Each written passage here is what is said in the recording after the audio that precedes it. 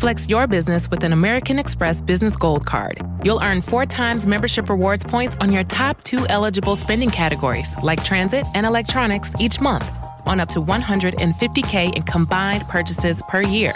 Plus, you can now earn 3 times membership rewards points on flights and prepaid hotels booked on AmexTravel.com. Terms and points cap apply. Learn more at AmericanExpress.com/business-gold. Amex Business Gold, built for business by American Express. Auto insurance can all seem the same until it comes time to use it. So don't get stuck paying more for less coverage. Switch to USAA Auto Insurance and you could start saving money in no time. Get a quote today. Restrictions apply. USAA.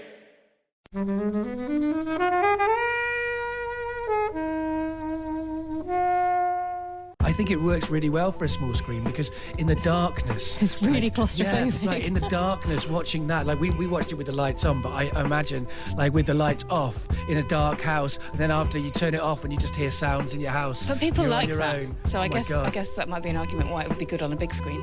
I'm personally very glad to see it at home. Yeah, it depends how much you really like terrifying yourself. Yeah. I'm quite into terrifying myself. It's Flixwatcher time. It's a 4, it's an 8, it's episode 48. Today we are reviewing The Babadook, and today's guests will be Dave. Hello. Jen. Hello. And as always, Kobe. Hi guys. So all films were available on Netflix at the time of recording, guys. Just as a bit of a warning, there is some bad language and there will be spoilers. You have been warned. Hello and welcome to Flixwatcher podcast. Today we are joined by Dave and Jen. We're going to be talking about the Australian horror The Babadook. But before we do that, if you would like to introduce yourselves to our listeners and tell us about the podcast that you work on. Right, so I'm Dave Pickering, and I make a podcast called Getting Better Acquainted on my own, and I make a podcast with my partner Jen called The Family Tree. Getting Better Acquainted is conversations with people, it's non-fiction, and then The Family Tree is a magical, realist, dramatic fiction. It's a weird show, a little bit like the film we're going to be talking about today, which is a weird film. Jen. I don't really know what to add to that, really. I'm Jen. I'm the other half of the Family Tree. It's a magical realist drama podcast, as Dave said. Yeah, that's right. I guess I thought this time I would do the introducing it, but I realise I've left you with nothing else to say. Sorry, typical man. So we're talking about the Babadook today. Babadook. Yeah, don't do that. I might have to leave early. So can you let us know, Dave, why you chose the Babadook for us and what happens in the film? Well, I chose the Babadook because I've wanted to see it since it came out, and I didn't manage to catch it in the cinema, and it relatively recently came to Netflix, and I thought that would be cool. It's about kind of a magical realist idea, so that appealed to me because we make a magical realist show. And the other reason that I was interested in seeing it is because I thought it was a horror movie that Jen might actually like. Right. And there aren't very many of them around, and it's hard to persuade Jen to watch a horror movie. So this was my opportunity to persuade her to do so, and it worked. She did agree, and that's why I chose it, really. Yeah, it did work. Wait, did you feel coerced into it because this was Dave's choice for the podcast, so you had to watch it? No, there was a short list. There were many things I could have agreed to. I obtained consent first. Okay. I told her it was a horror movie. We discussed it. I told her the premise. For some reason, the words children's book and magical realist just slightly weighted it in a different way than horror normally weights for me, and those piqued my interest enough to go, oh, okay, as long as it's not too late and I don't have to go to work tomorrow. Right, and it's quite a short film, so that also appealed. Yeah. we Easy like to fit film. in. But the question is, how many tea breaks? Were there tea breaks? Did this pass? No, again, no Passed tea the breaks. tea break test. Although in this case, I actually kind of did want to have a tea break. It's just that there was never a good moment to pause it. Right. Well, I didn't want to have a tea break because I was terrified and completely captivated by this film, more than I expected. I don't normally get afraid watching horror movies, but this ticked every single thing that really scares me. Okay, well, tell us what the synopsis is, Dave. Right. Okay. So it's about a mother and son So already getting very into my issues. The son is kind of a little bit acting out, depending on your perspective on that. And the mum is trying to kind of get him to kind of sleep through the night and not play up. And in doing that, she is reading him stories at night. One night she reads him a particular story, which is a pop-up book, which is an absolutely terrifying pop-up book. And that brings this kind of alive, the idea of there being like a monster that's keeping him awake. And then from that point onwards, there's a lot of ambiguity in the way that the story is told, but I guess the mother starts to go slowly mad, you could say, although is she going mad or is she just like being taken over by a magical spirit? The son also kind of plays up more, but is he playing up more or is he just reacting to a magical spirit? And then it just goes like full on horror, kind of quite late on. It's quite like for a long time it's just unsettling in real life kind of ways, and then suddenly it kind of really hits you with the unsettling in every sort of way. And it has a happy ending, spoiler, which is rare, really rare for a horror movie. Okay. And I was so glad, because if it had left me in a bad place, I don't think I would have ever been able to sleep again. Jen, so on this side of the table, we've aligned ourselves, fans, haven't we? Yeah, and the non-horror peoples. So, what were your thoughts then? I really liked it. I did find it incredibly disturbing. It is exactly why I don't like watching horror. But also, I was really pleased to have watched it because I just thought it was a really brilliant film as well. And I think, like Dave says, the fact that it doesn't leave you scared at the end. Not that it's not. I think it's got hope. I think that's the thing. Yeah. It's not solved. It's not unambiguously a happy ending, but it doesn't leave you like. It's not like the end of The Descent. I've never seen the Descent. I mean, normally at the end of a horror movie, the monster comes back just for a flash shot, like whether it's a hand or a face or whatever, and that didn't happen. Well, I think largely because the monster is sort of a symbol for grief and for dealing with a thing, and she does start to deal with the thing, so it already is less threatening once she starts dealing with the. It's like, it reminds me of a book that I had, I can't remember the name of, when I was a child. The Babadook. It was a very friendly picture book. And it was about a dragon who, a boy who said that there was a dragon under the kitchen table, and his mum didn't believe him, and it was just a little dragon. And he kept saying it, and he kept saying it, and she kept saying she didn't believe, and every time she said she didn't believe, the dragon got bigger and bigger and bigger. And eventually the dragon, he got so big he lifted up the table, then he broke out the kitchen, then he broke out the house, and the house walked to Scotland or something, and then eventually she had to admit that she believed it and she could see it, and then he went small again. And it sort of reminded me of that in that way. Yeah, and it is grief. Like, the thing that she's trying not to look at is her own grief, and the grief of her child as well. Like, the son's grief is interpreted by a number of different characters as being like something innate in him that's a problem, rather than like a child dealing with grief, and a grieving mother as well. Like, he's getting a lot of, like, he's not getting a lot of the things that children need to get. Yeah. But everyone is blaming him generally, rather than her.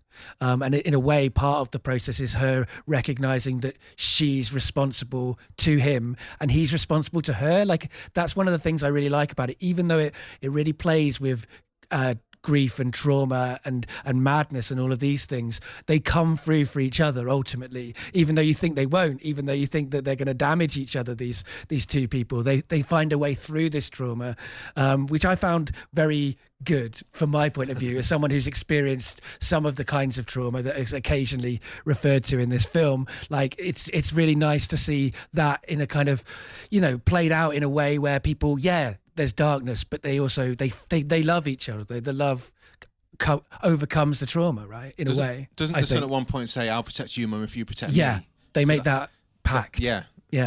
Helen, you're a horror fan. Have you seen this before? I had, when it first came to Netflix, it was like, there's time to watch this.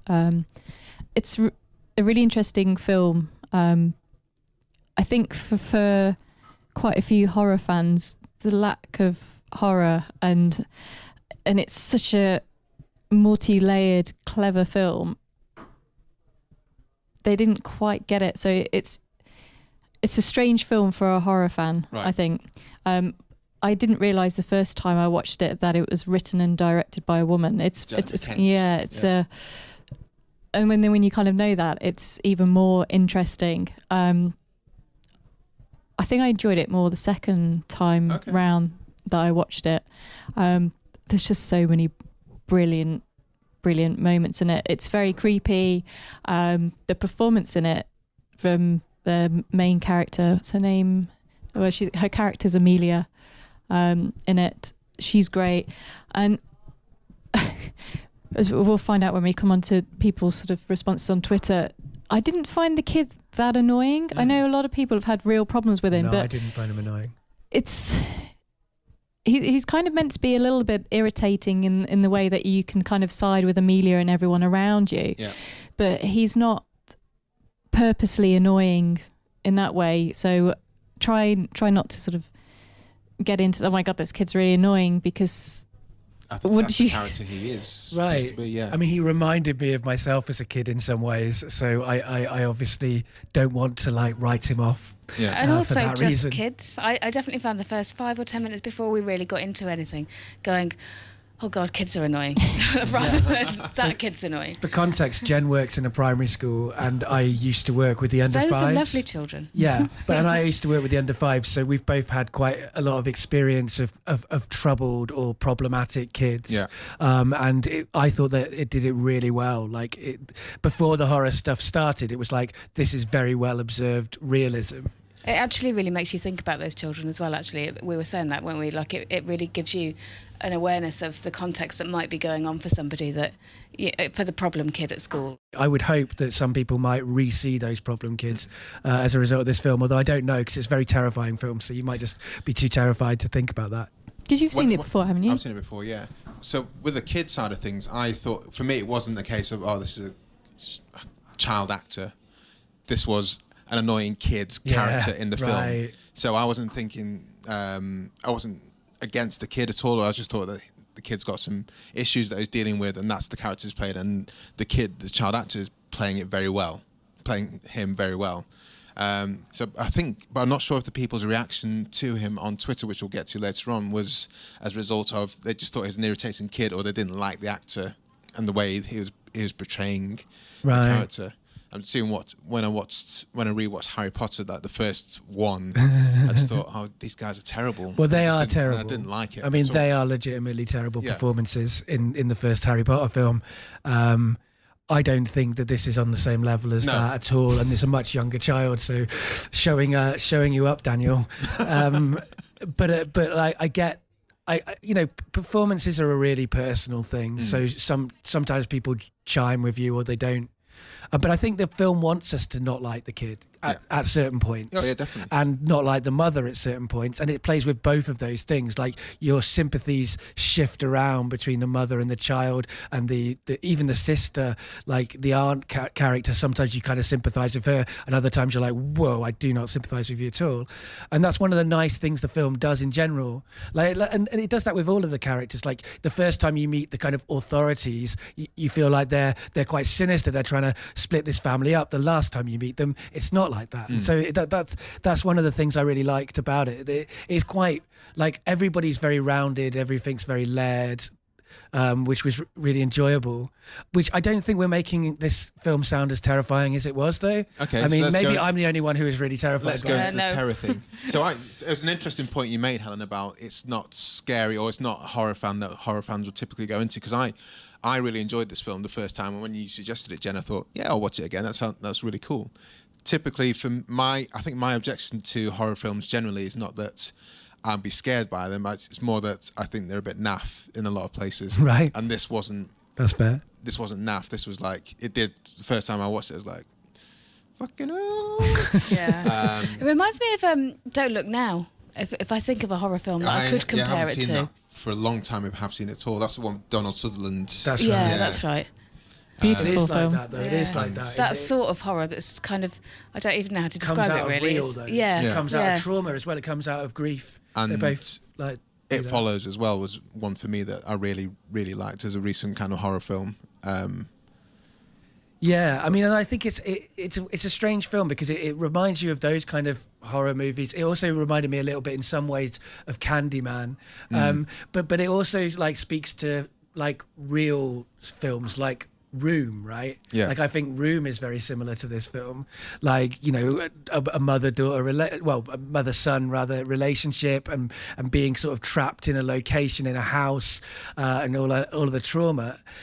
The stuff that terrified me about it, though, was it terrified me in every way. Like, it plays on the fear of having children. So, like, as someone who doesn't want to have kids because I don't want to pass on my trauma, it's terrifying to see somebody, like, passing on their trauma to their child. And I guess some of the most disconcerting parts of the film didn't actually involve the Babadook physically. Right. Often it was, we need to find out the boy's name, but Samuel. Sorry? Samuel. So Samuel reacting to things, Right. Like in the back of the car when he freaks out. That's horrific, Right. But it also, like, as much as it plays on your fear of children generally, like in different kinds of ways, and that's something that horror movies do a lot anyway. But it also plays a lot on fear of adults too, right? Like there's terrifying adults doing terrifying things as well. But then it also like it hits all my like real, like there's a lot of like sounds in the house. Like there's like pictures moving, like mirrors, like something at the end of the bed. Like when I was a kid, I had this like repeat kind of dream where there was a kind of white pale figure at the end of my bed, right. Like which I now realize is it's sleep paralysis. It must have been. It's quite common that people see these weird apparitions when they're in kind of paralyzed, half awake, half asleep states. So it's like this film was almost like perfectly designed to specifically terrify me. Right. It's like every single like, and also the other thing I really find terrifying is not being believed. Right, you can see a thing, but no one believes you, and that's what I mean about it being a bit like Candyman. Like that thing where like you know the truth, but everyone thinks you're mad. But also like madness itself is quite terrifying to me as someone with mental health issues who's kind of spent time with mad people. Like it's terrifying to think of that kind of state of like heightened reality where you don't know what's real. And then there's all the abusive stuff, and specifically abusive mothers is like my trigger of choice. Like I say that like it triggers me, but I also enjoy stuff about abusive mothers because that's how it is when you've had a semi-abusive mother. Helen, scary. So why was it not scary for you as a horror fan? No, it is scary. It's it builds on kind of the psychological terror, Right, and sure. the performance in it from both the people who play Sam and Amelia are fantastic, and it's a very real kind of scenario, very real horror. Nothing seems slightly unreal, even the kind of elements where it's obviously not real. Like there's bits where she sort of sees the Babadook, but it's a jacket against the wall. Things like that. It's I've never been so classic terrified of a horror. hat. Yeah, and Right, the a hat, Like, and that doesn't make sense to be terrified of a hat, but this film made me terrified of a hat. but any sort of horror, and obviously the questioning reality, and she's trying to stay awake and she can't sleep, and things like that. I think it's brilliant. I think the only thing that doesn't quite work is when they have to reveal the monster. Doesn't quite live up to the suspense and terror and the kind of it's not quite the manifestation that it's built itself up to be. That's quite common though. Yeah, I mean that's that's a horror thing. Even But like with Jaws, for example. Yeah, I mean, it's classically, it's like the thing that ruined the first kind of It adaptation was the kind of showing the monster at the end. But I actually didn't feel that about this film. Like I was satisfied. it's only a minor. 'Cause you- That's the only 'cause kind of thing. I think when I doesn't watched it even the reveal first him time. in the same way that you would expect. Like you never really see the monster fully anyway. What the monster is changes at every moment. But I do know what you mean. It is a little bit of a letdown. But the second time round, that wasn't as much as an issue. I think because from reviews and sort of word of mouth, it had been built up to be, oh my God, it's amazing, it's completely groundbreaking horror. And then it kind of wasn't what I was expecting. Whereas this time round, I knew what the monster was, and I sort of enjoyed everything else a lot more. Okay. Scary for you, Jen? Yes.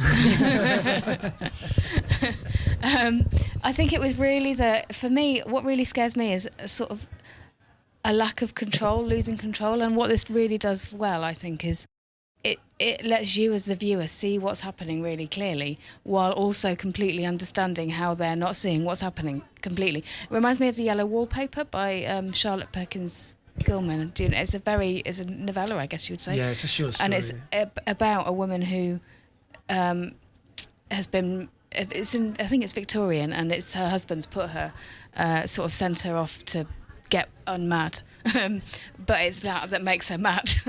And she's on her own in a room watching wallpaper patterns, and you can see really well what's happening, but you also can really feel that madness of watching the wallpaper grow into all these things. And I think that does that, and that terrifies me. And also there were lots of noises and darkness. And yeah, it's terrible timing for us to see this film because we've currently got mice in our house. And so there's always weird little sounds, and like I'm a freelancer, I'm at home all day, so I'm always like being like freaked out by the weird sounds because I just hate weird sounds that I don't know what they are. Like I need to be in control of my environment. I don't like things messing with it. And watching this now, like it means that like, yeah, those weird sounds in the house have just like turned up 100% now. And also I think it's quite good for the small screen in that respect. Sure. Like I was surprised by that because it was so like Mark Kermode championed this film when it came out, and a lot of people were talking about it as a cinematic experience, which it is, but I think it works really well for a small screen because in the darkness it's really claustrophobic. Yeah, right, in the darkness watching that, like we watched it with the lights on, but I imagine like with the lights off in a dark house, and then after you turn it off and you just hear sounds in your house. But people you're like on your that. own. So I guess that might be an argument why it would be good on a big screen. I'm personally very glad to see it at home. Yeah, it depends how much you really like terrifying yourself. Yeah. I'm quite into terrifying myself. It's quite a hard thing to achieve, though. Yeah, it's not for the nervous right. disposition. I mean, the fact that a lot of the horror comes from it being in a house is what makes it kind of terrifying to watch on the small screen, I think. Did you find it scary, Kobe? Yeah, the first time I definitely did. I don't know how my fear kind of manifests in films. I hate horror films that focus on the jump scare to kind of get you scared.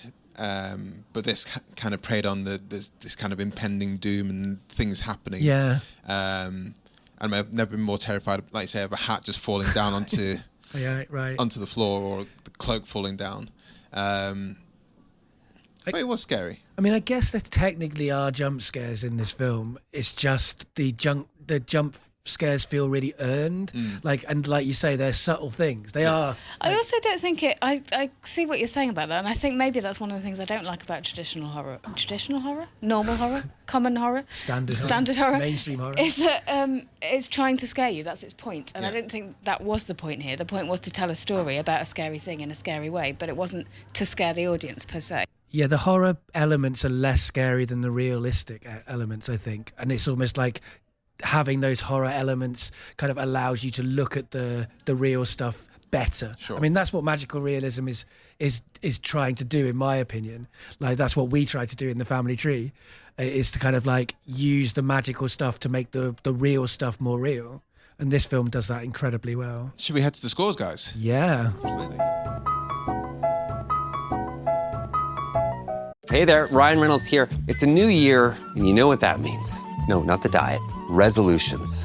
A way for us all to try and do a little bit better than we did last year. And my resolution, unlike big wireless, is to not be a raging and raise the price of wireless on you every chance I get. Give it a try at mintmobile.com/switch. $45 upfront payment required, equivalent to $15 per month. New customers on first 3-month plan only. Taxes and fees extra. Speed slower above 40 gigabytes on unlimited. See mintmobile.com for details. So the Flixwatcher scores, all out of 5. If you feel the need to have a decimal place, then you can. The recommendability score. So this is how likely you are to recommend it, and sort of generally kind of how you feel about it. So because it's your choice, Dave, we will start with you. Right. Okay. Recommendability. It's a complicated one, isn't it? So, like, obviously you wouldn't recommend it to people who don't like horror movies. You probably would check in. Well, I mean, you recommend it to Jen, and I'm someone who doesn't like horror movies. That's true. As well. And I wouldn't say converted, but it was not unpleasant. That's true. It depends why they don't like horror movies, I guess. But it definitely is also something to check in with people about. Like, I'm someone who's experienced some of the things that this film's about, and I enjoy seeing things about those topics, but some people won't. And so if you've got a complicated relationship with your mum, or a complicated relationship with your son, or you've got a complicated relationship with like, you know, so many things. Yeah, with grief. If you've just experienced a grief, this film could heal you. It could be part of your grief process. It could also be exactly what you don't want to watch. So it's definitely like, it's not a neutral thing to recommend to somebody. That said, it is really super good. Like, it's one of the, like, it's a modern classic. I think, you know, in years to come, people will still be raving about this film. So I guess I'm going to give it 3.5. All right, Jen. I always have a problem with the recommendability score. I find I overthink it. But based on the fact that I did like it and I don't like horror, I think that opens it out to being able to recommend it to people who think they don't like horror. I just think, and it is really good in lots of different ways. I think I'm going to go 4. Helen. I mean, Dave's right in what he said about everything, but I think, I don't know, I think I'm a little bit, I find the term horror film a little bit problematic when describing this. Yeah, no, fair. Just because it's not, I mean, it's got lots of kind of traits that make it a horror film, but it's kind of more of a psychological terror film, maybe. Yeah. But it's so beautiful in the way that it's shot. We haven't even talked about this sort of animation in there as well. There's so many things, and it's so multi-layered, and the performances are so good, and it's got so much in it that even in the first, one watch, you don't quite grasp it all. That, I don't know, I'm just going to give it a 5, I think. Fair enough. If you watch it and it scares you, then it's kind of done its purpose, maybe. Yeah, that's definitely fair. Yeah. I'm going to go on the 3.9 route, I think. 0.9? That's very specific. Why 0.9? Why not give it the full shiny 4? Why do things have to be so decimalised? Why do they have to be so discreet? They can be whatever. Because if it was like in currency, you'd just be like, oh, I've got this .3.7 pence or something. Do you go to the shop and when someone says it's £4.99, do you think, ah? Yes. Why not £5? What difference does that penny make? Well, it fools you into thinking it's cheaper, and so 3.9 is what I'm going to go for, because I don't feel like it's a. I wouldn't recommend it to that many people. I wouldn't. So there's definitely a subset of people who I wouldn't recommend it to. Maybe anyone under the age of 12. Less than a 4, but more than 3.5. So 3.9 is where I want to sit on the spectrum. I mean, you should absolutely give it the rating you want to give it. Kobe, sorry for decimal point shaming you. Yeah, God damn you. I liked it a lot more than what you said about Mark Kermode championing it, and he is probably the main reason why I wanted to watch it when it came out. Yeah. Although I have seen some of the films he's really championed, which I've watched and thought that's actually wank. Yeah, he's not that. Sometimes he's he's an right, interesting sometimes gauge. he's wrong. It's worth checking out if you really love something. I do tend to side on him, but if it was, if he said I really hate this comedy, then that doesn't mean I'd still give it a fair crack of the whip. But for him, he likes horror. He does like his horror, and he really went on about it. And I thought that's what convinced me. Yeah, his horror recommendations are often the best. Yeah. The best of his recommendations. I agree with that. Repeat viewing score, Dave. Was this the first time you watched it? This was the first time I'd watched it. I would definitely watch it again. I'm going to give it 5. I think it's going to always give you something. Like there's so many things in it. I'm sure that you get something new every time you watch it. Jen. I'm really conflicted about this because I think there is so much in there, and I would love to see it again in the sense that there's just so much to watch. On the other hand, I really don't want to be terrified for a while. And so I wouldn't. It's certainly not something I would want to watch often, and it was something I would have to. It would be the specifically right moment. So I'm going to go 3. Helen. I'm going to go 4. So I've seen it twice now. I don't need to watch it like next week, but I'd definitely be up for giving it another go. Yeah.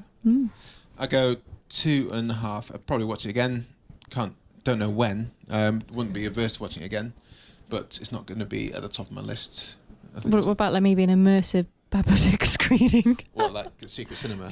I wouldn't go to that. I definitely wouldn't go to that, actually. Also, there's not many characters you play. Although, give me an opportunity to make the kids' toys, his weapons. Yeah, his weapons were really cool. Like we haven't mentioned that actually. Like there's a kind of Home Alone element to the weapon that he has, and it definitely does that thing of like, you know, like with Chekhov's gun, like it is shot. You know, like you see the weapon that he's built, and it goes through a window early on, and you think, oh, maybe that's the end of it, but it isn't. No. It isn't, and it comes back, and it's all great.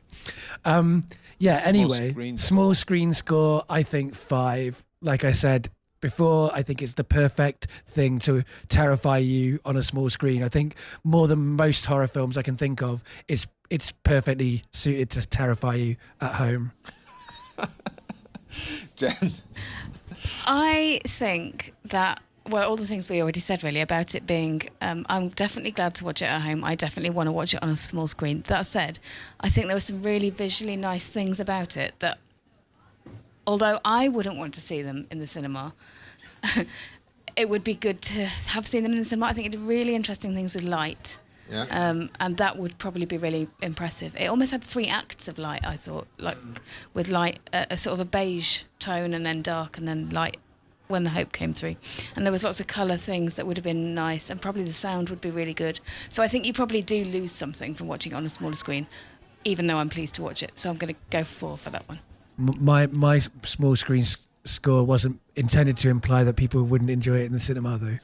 Incidentally, you don't have to apologise. Oh, yeah, we never. I think it would work for both, for sure. Helen, I'm going to give it a 4 for kind of the same as Jen, really.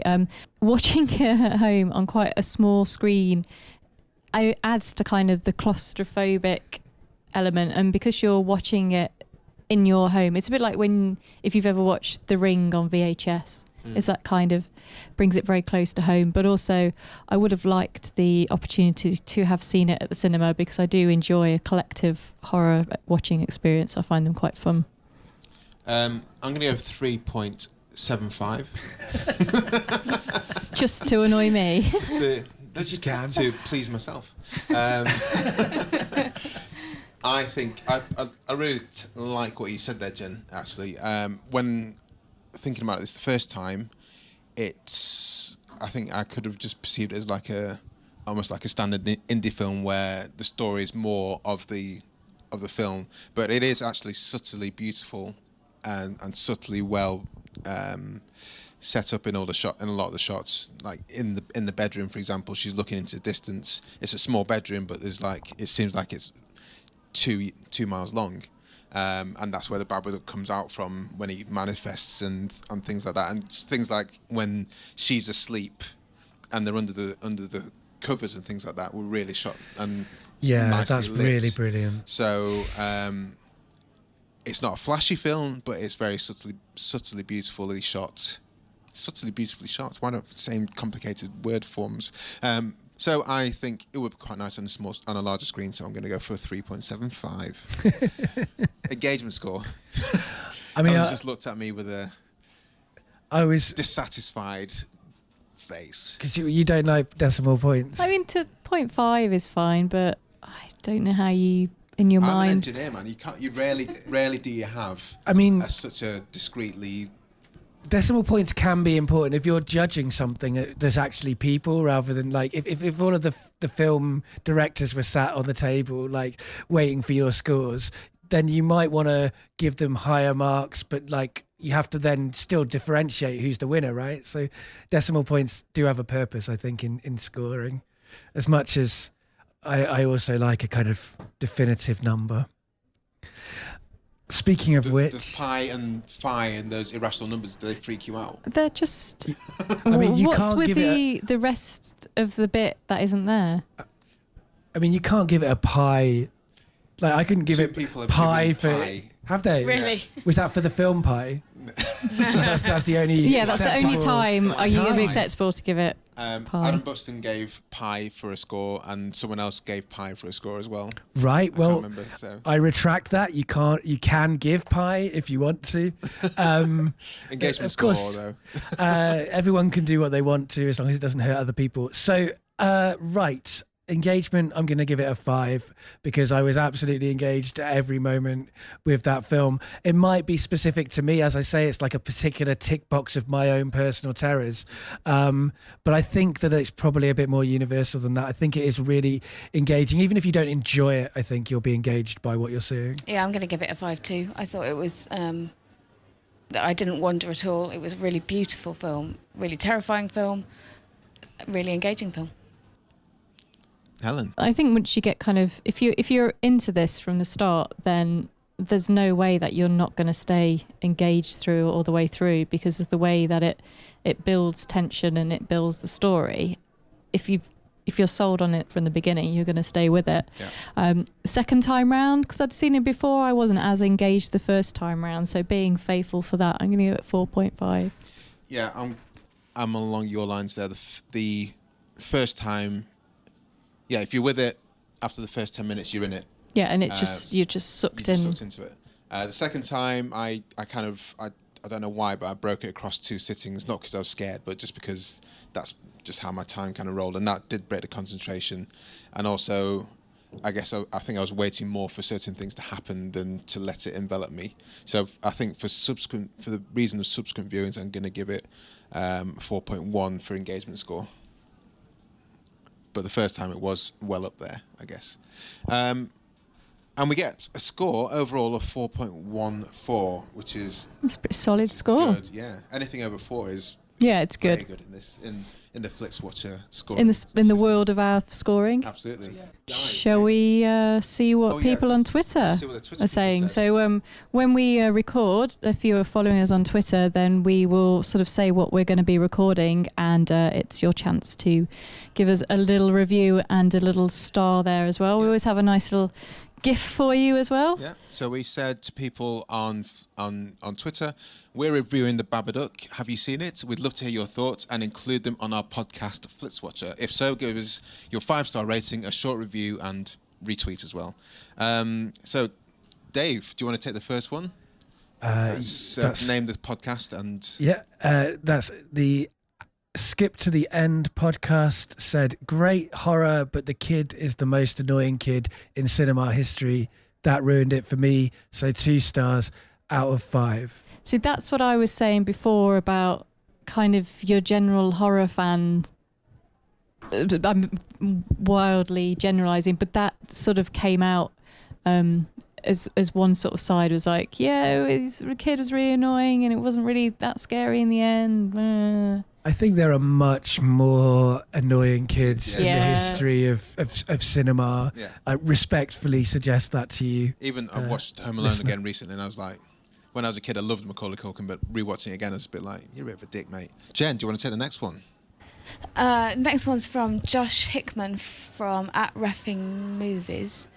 He says, an enjoyable twist on the traditional family haunting tale. The use and neglect of music creates a sustainable sense of terror throughout, while superficially rotating the mirror to assess our own personal demons.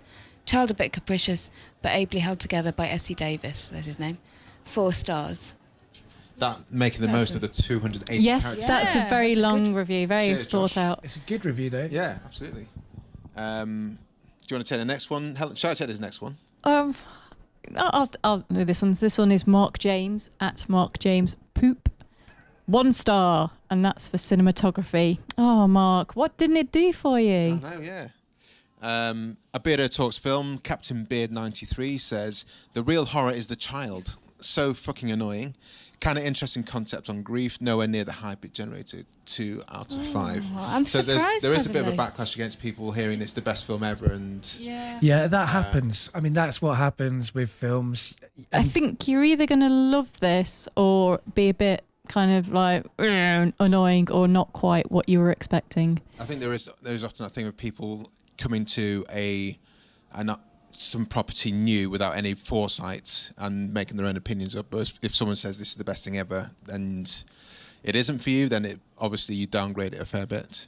I mean, I wonder as well if like when people are being annoyed by this child, if it's like not a kind of in some ways, like sometimes it's a little bit of a kind of clash of like the film is comfortable with the child annoying you.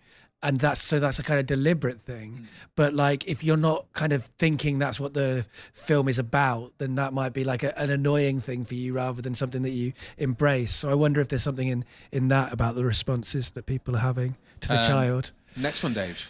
Okay, this is from Scheitgeist. Yeah. Good name. Friend of the show. Scheitgeist Pod. Imaginative, unsettling, but also a thoughtful and mature meditation on loss and depression. Loved how it shifts your sympathies between characters throughout. 4 stars, -1 for Shrieking Kid. Yeah, see. That's like why that's a plus for me. An Shrieking extra Kid star. is a plus. The Shrieking Kid is an extra star. Yeah. Jen, next one. There's Sudden Double Deep at SDD Film Podcast said, yeah, I gave it a 3. Definitely didn't live up to the hype. and the last one we have on the list, Helen. Shall I take that on? So that's Michelle Kerr at McPooler.